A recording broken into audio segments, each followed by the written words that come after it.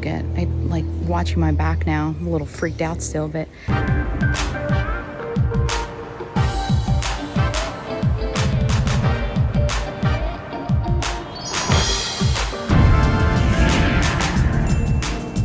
For those who are new here, what is up, you guys? Hi, Hola! hola! we're Jillian and Jeremy.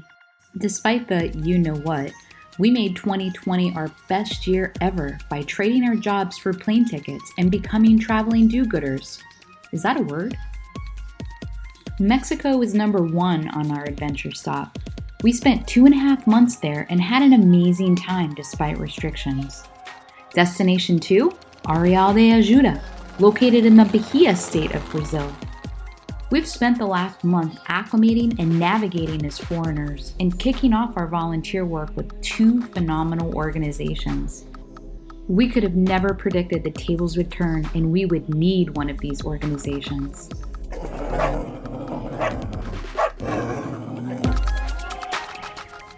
Having our introductory meeting with Anjos D'Ajuda. Anjos D'Ajuda. Anjos is angels.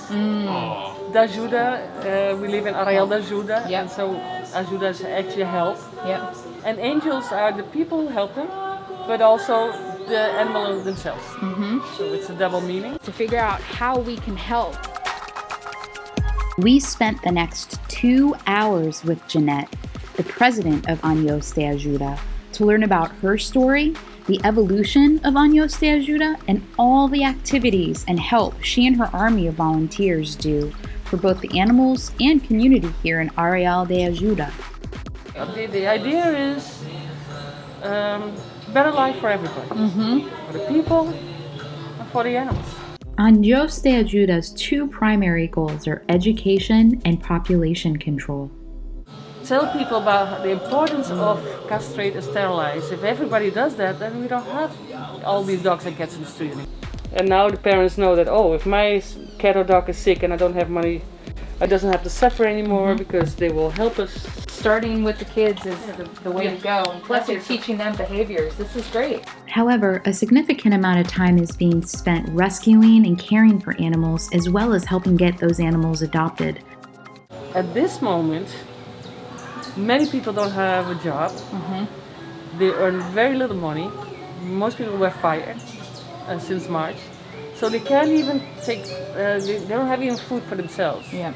So what do? Put the dogs outside. Here is just a handful of some good news stories of animals that Jeanette and the team at Anjos D'Ajuda has helped. Jeanette even has a small emergency kennel on her property where she fosters up to 3 hurt animals in the process of recovery and adoption. In the kennel, there's a small secondhand pharmacy of donated animal medications for both the recovering animals or for donation to people who can't afford to buy the medicines. Our hearts just melted when we saw a small cot in the kennel where Jeanette will spend the night with particularly hurt or scared animals. Her heart is made of pure gold. It's like happy, sad. You're happy that people like this exist and that the animals are being cared for, but then sad, but you need to change that perspective. It's happy. It's happy. It's happy. Yeah. We also spoke about what Anjos D'Ajuda needed the most. Money is the easy answer, but when you peel back the onion to learn more, you find the list to be expansive.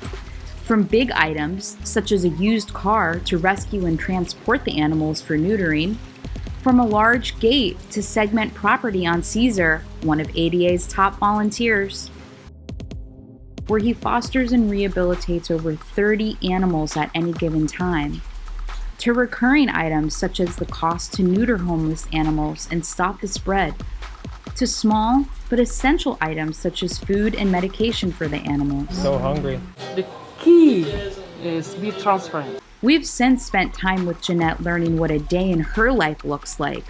We'll show you more in future videos. Just know we were absolutely floored to know how much she really does for these animals. It's a 24/7 job and is astounding how many animals and community members she's really impacted. It's been fascinating learning about Jeanette's story, all that she does for these animals here. This is just a really neat way to get indoctrinated into what her mission is all about. Today we find ourselves in a really unique situation. We need one of the organizations that we're helping. Anjos D'Ajuda is going to take us, little precious Amy, to the vet because Amy has this sore on her foot that won't go away. And here in the tropics, if untreated, can be really, really dangerous. She's had this thing before we got here, it's not getting any better, and the vet here is on vacation. So what do you do if you need a vet? You don't have a car, and you can't just call one to come to the house because there is none available. So we're getting on a ferry, thanks to Jeanette at Anjos D'Ajuda, and we're gonna take little Amy across the ferry to a vet in Porto Seguro and hope that everything goes well. She has to have a muzzle on because she's a sweet dog with us, but pretty aggressive with other animals. So we're really hoping that she does well, fingers crossed, and let's hope more than anything that Amy's okay. Hey Amy, let's get ready for this journey. You're gonna be so good. I know it. Come. Amy? Good girl. Good girl, Amy baby.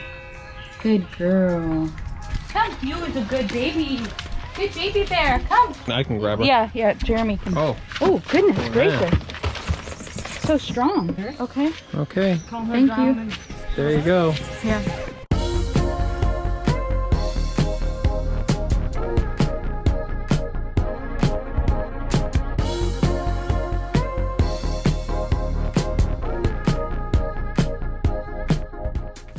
Okay, Jeanette just got out. Gosh, I'm so lucky to have her be able to take us, communicate with the vet. They're telling them what the situation is. Here, you don't make an appointment like in the States where you make an appointment, you take your animal, and that's that. Here, you just show up, which hopefully doesn't mean we're waiting all day to be seen, but it is what it is, and we're lucky to be able to have Jeanette come do this for us. Okay, so it's 9:23, the vet opened at 9, and now everybody's here. It seems to be the busiest day. Right? Is this normal? Wow.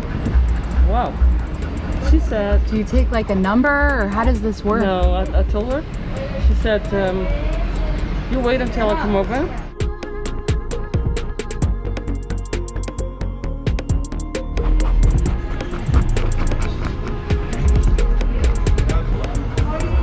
There you go. Huh? Good girl. Thank you.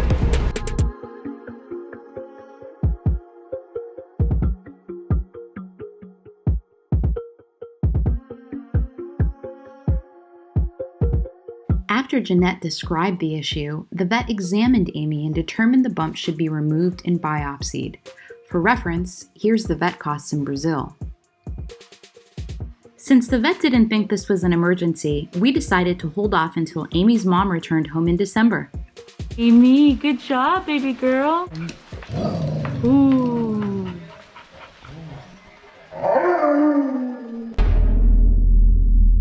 I was in a dog fight. More specifically, I was taking Amy, one of our pit bulls, on a walk, and two dogs, I like watching my back now, I'm a little freaked out still, but a big Rottweiler and some kind of husky blend who weren't on leashes came up and got into a pretty vicious attack, which felt like 2 lifetimes, but it was probably like close to a minute, which is a long time for a fight. It was brutal.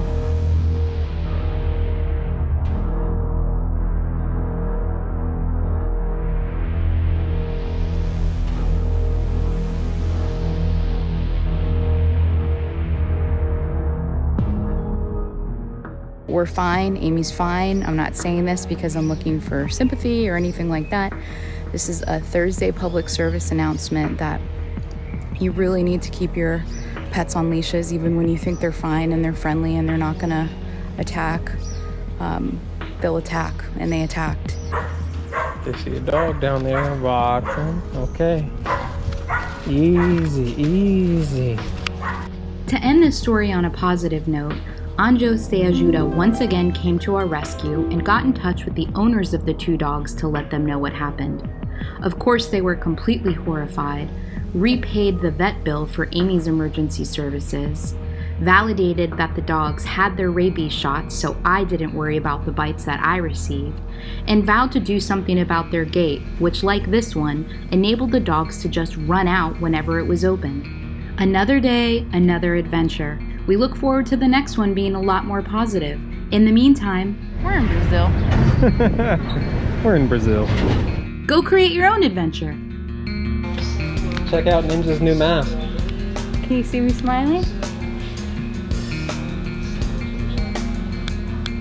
Does it look so stylish? Wait, I'm using you as a mirror. Looks great. I think you have it on upside down though, because all the dogs are upside down. It feels weird. It doesn't make sense.